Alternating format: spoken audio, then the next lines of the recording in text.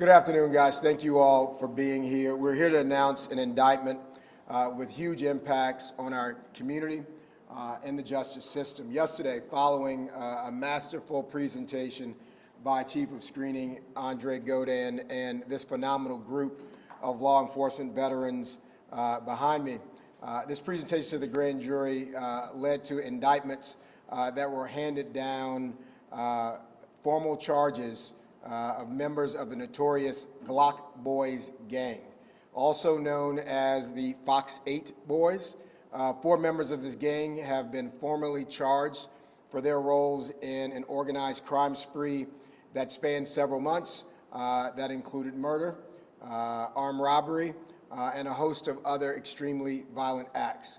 I want to be really clear, because a lot of times people get things sort of twisted in the community. This is not a group of young men who are doing delinquent things. This is not a group of loosely associated neighbors who are making bad decisions. This is an organized criminal network. This dangerous street gang has made headlines in the recent years for a number of coordinated violent attacks in our community. And I really want Chief Godin to walk you through some of the details of how he worked hand in hand with the NOPD Homicide Unit, the Louisiana State Police, and the VK Joint Task Force to bring together this complex indictment. Everyone up here, and I join them, feels very confident that this indictment is going to result with convictions and have ripple effects in terms of the violence in this community. Let me be clear. If anyone has not taken notice of the collective efforts of our justice system partners, if you are an individual that is choosing to wreak havoc in any part of this city, or if you are involved in a group of individuals that are choosing to wreak havoc in any part of this community, whether it's taking lives, whether it's hurting people, whether it's simply intimidating people, you're next up. Based upon a remarkable set of tools that we now have, and extensive amounts of intelligence that we have been gathering and will continue to collect, and we are very quickly sharing it with all of our law enforcement partners so that every agency knows who those enemies of this community are. We're coordinated, and we're strategic, and we're looking for the next set of violent individuals that are wreaking havoc. Like I said before, I'm proud to be joined by the chief of the screening division who led this effort, Andre Godin, on my right, New Orleans Police Department Homicide Unit Detective James Fife, who you heard me celebrate just a few days ago for some really phenomenal police work, where he's back at it again. Louisiana State Police Sergeant Jack Ulay, Louisiana State Police Sergeant Catherine Stiegel, Detective Nick Buckle with the Violent Crime Abatement Investigation Team, VK, which you heard Chief Kirkpatrick talk a little bit about yesterday. And we're joined by our own Michelle Woodfork, Forensic Investigative Director. That's an open source intelligence task force that is allowing us to gather and collect as much information that is out there so that we can not just go after one shooter, but go after the person that was driving the car. Go after the person who maybe put the hit out, so that we're going after the networks, these webs of criminality that have caused serious problems in this community. I want to be very, very clear. This office will do everything within its power to make sure that we're supporting every law enforcement partner in this city and in this state to make sure that they have, and we are sharing every piece of information that we can collect to bring violent criminals to justice. New Orleans will not backslide. We've had some of the best, we've had the best public safety gains over any other parish and any other city in this country, and we're not going backwards on that. But I'm going to be quiet now because I want you to hear from the individual that has worked very, very hard in putting this indictment together, who works very hard day in and day out. He's a father in this community. He's got a big family, and I know that they miss out on a lot of time with him for the work that he does to make this community safe. Andre. Thank you. Thank you. I first encountered the Fox 8 boys at the NOPD's weekly GRIP meeting, where we review the prior week's violent crimes, particularly those involving firearms. I got to hear from Detective Fife about his efforts concerning a homicide just around the corner from the Shamrock Bar over in Carrollton. And I was fortunate enough to be there whenever Sergeant Jennifer Payne Samuel piped up to talk about the hard work that her unit was also doing, tying in their investigative efforts into this same violent group, some of these same individuals who were committing multiple crimes over the course of the summer of 2024.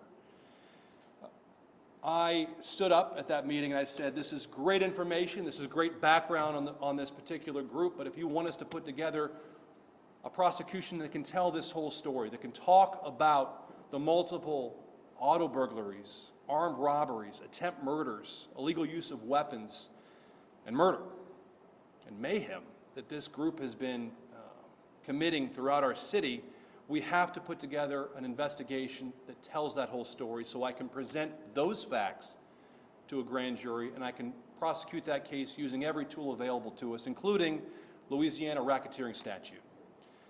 We convened Detective Fife from the NOPD Homicide Unit, Nick Buckle from the VCAT Unit, and the excellent work from Jack Yulee from the Louisiana State Police, brought them together, got all into this room, sat at that table right there, and began to discuss the case, how we could track down every loose end, how we could follow up every lead, how we could make sure that every piece of forensic evidence that was gathered either by these three guys or by the hardworking district detectives who had processed multiple auto burglary, vehicle recovery, discharge of firearms, aggravated criminal damage scenes that had happened in their districts, and painstakingly gather this evidence so that these three detectives could put it all together and follow that trail of breadcrumbs back to its source.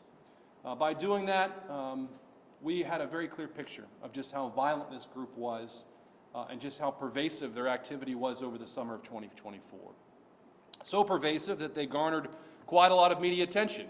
And they were so enamored with that level of media attention that they decided to rebrand their moniker from Glock Boyz seemingly to Fox 8 Boys because of their incredible news coverage. But taking pride in one's work is something we do here at the DA's office as well. And so I immediately reached out to our colleagues at the AG's office and told them, though this case involved the Louisiana State Police and the hard work of Jack Yulee, this is something we wanted to keep together, not to bifurcate, not to split between the AG's office and the DA's office. We received their blessing, and with that, I asked an opportunity to special this case and bring it through from screening, hopefully all the way through to trial and conviction. We began to meet on about a monthly basis, talking about the various aspects of the case, and we began to put it together. And that resulted in a successful indictment yesterday with a very hardworking special grand jury that we've convened just for the purpose of hearing these kind of complex cases. It includes an armed robbery with a firearm that started off in August of 2024, jumps then to the horrible pistol whipping and murder that occurred outside the Shamrock Bar on September 1st of 2024.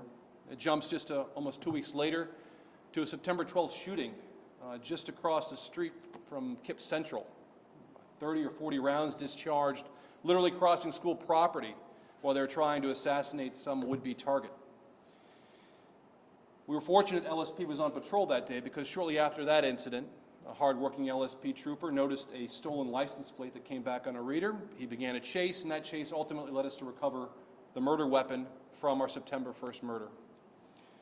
But the case didn't stop there. It began to really take legs when we saw that using the racketeering statute would allow us not just to charge each of these individual counts by themselves in a vacuum, but to tell the entire story of what this group was about the multiple auto burglaries, about the multiple armed robberies, about the stolen firearms, the stolen vehicles used regularly to commit crimes of violence, about the social media that they used to record all of these nefarious deeds. And that's why we brought in Michelle Woodfork with our OSINT group to really do a deep dive on the open source intelligence concerning social media posts by this same group. It was instrumental in tying in what the detectives behind me were producing with a comprehensive plan to really understand how this evidence could be used, not just to understand what they were thinking, but to actually preserve evidence of the types of clothing, the types of activities, the contacts, what they were doing. And it's an amazing testament to the hard work of Detective Fife, Detective Buckle, and Trooper Yulee and their hard work in putting this case together and following every lead that we were able to succeed yesterday. I look forward to moving this case forward as rapidly as possible.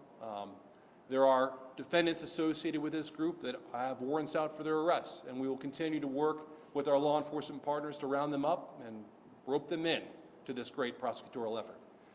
But make no mistake, when we see this kind of repeated criminal violence across the streets of New Orleans, this is the new norm. This is how we operate now. It is not in a silo. It is not separated by agency or division or unit. It is collaborative. It puts all of us together to work towards a common goal of increasing the public safety of the people of New Orleans and returning that sense of dignity to the New Orleanians who just want to walk down their street or take their children to school without fear of being caught in a hail of bullets. Boss? Well, thank you. Andre, thank you for that amazing work, and thank you for the amazing work for the men and women that I stand with today. This was a coordinated, strategic effort, and as I know we're getting close to bowl games, you get to bowl games by having a good playbook and by everyone playing their position. Every single time we have a chance to be on the field, and this is what success looks like, and I thank everybody for what they've done here. We're all on the same team. It doesn't matter whether you're Republican or Democrat, black or white, rich or poor. This is New Orleanians against the shooters. If you're wreaking havoc in this community, you're on the other side. And as I said yesterday when I stood with the chief, the other members of that team are the public. The good men and women who are just trying to raise their families, who tell us when they see stuff. And I want to thank you for doing your part so that we can bring people to justice. Any questions? All right, we'll open the floor for on-topic questions. We'll start to the DA's left, Jacob from Fox 8. Hey, DA, you said that there was warrants out for people's arrest. How many warrants do you have out? And do you think that those warrants cover everybody that is involved with this group? Andre, you take it. So we can't go into the details of which defendants still have warrants out for their arrest. Those are active warrants to preserve the safety of the police officers who are going to try to make those warrants good by arresting these individuals. We can't talk in great detail. I will say that we have quality evidence on some of these incidences, some of these crimes where we simply don't have the defendant to indict right now, but we do have the evidence. And so as soon as we round up some of these individuals, we will be presenting this case perhaps for re-indictment, bring those individuals into this scheme, and move forward to prosecution as quickly as possible. Jacob, that was a good question. And one thing I want you to think about, when I was deciding the words to use today, I was going to say this was a violent street gang. Just because members of a gang are in jail, the gang is still the gang. And they're still communicating, and they're still very dangerous. And so there's a lot we can say, there's a lot we can't say, because the end goal is a successful prosecution of all of them. Ashley from WGNO. Do you guys possibly have age range for some of these people that did it? And you spoke about this being multiple instances. Were they using some of the same guns, and that's how you guys were able to connect them? Probably not really. Age range, well, stretches the youngest when this crime spree began was 16. Tragically, that individual turned 17 while in the Juvenile Justice Center, opening himself up to some additional adult charges for future crimes he committed after he'd been arrested. That's a tragedy in and of itself. But the use of forensic technology, whether it be dumping infotainment centers from vehicles, tracking those vehicles with license plate readers, dumping cell phones, following biological forensic evidence from fingerprints to DNA, all of that was able to weave a common thread through the course of this criminal activity.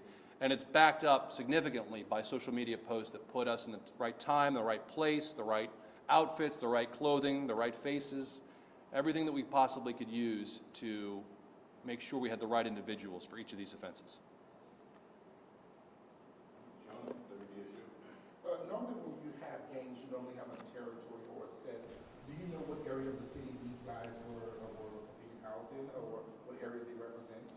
I wish that that was still the case. This group was pervasive and it would move to different parts of town, commit crimes all over the place. When I began as a prosecutor and really looked at this kind of gang stuff maybe 10, 12 years ago, we had those kind of narcotics businesses that would stake out territory and defend that territory. It was a business.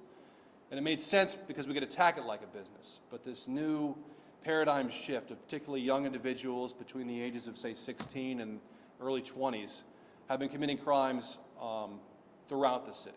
And they haven't staked out territory. They have groups they beef with, and they'll go anywhere and do anything in these places to go fire off some rounds and try to live up to their moniker of Glock Boyz. But I wish we could find a way to limit them to a particular territory, because then we could attack that problem as a territorial problem. That's just not the case anymore. Maybe as a society we're too mobile. Maybe as a gang, as an organizational unit, they're too fluid in that they lived all over the place, they moved all over the place, and they were willing to go anywhere to do these violent acts. So we have 4 young men indicted. Can you give any, how large is this group? I'd say that investigation is ongoing. We have 3 young men indicted and 1 female indicted. The female is not indicted as a member of the racketeering gang, although she's certainly an associate. I would say that, from our initial impression, looking at those who have dipped their toe into the waters versus those who are hardcore, ready to roll out and pull the trigger on individuals across the city, that there's more to come. Whether it's doubling the size of the current indictment or tripling it is only a question of how much evidence we can collect, how well we can tie those individuals in, and frankly, whether or not an effort like this might curtail their behavior. I hope that it does. I don't want to put young men in jail needlessly, but whenever this violent activity rips across our streets and causes so much injury, so much death, so much mayhem, we have no choice. Anything else in the gallery? The name, how did you guys find out about the name? Were one of the people that were indicted gave you the name that you guys found out they were part of a gang? They were absolutely, completely brazen. Glock Boyz was across every social media post that we could possibly look for, and then it began to rebrand to Fox 8 Boys as they gained all the notoriety from regular coverage by local news media. They ate it up, and so it was no great secret. They maybe through their brazenness or their arrogance, I'm not sure which, maybe their youth, they chose to put that out there and lead with it, and they lived up to it. They fired off multiple rounds of 9mm and .40 caliber throughout our city through Glock pistols and others, and it was a truly accurate naming scheme for them. When was the last time that they had a crime that was committed that was connected to that name, the Glock Boyz and Fox 8? That's a good question. When the switch happened, I'm sure gradually or slowly, but we're still working on social media post analysis, so we certainly had a shift after a lot of the notoriety in the late summer of 2024, but we've been following that trail of breadcrumbs and will continue to do so.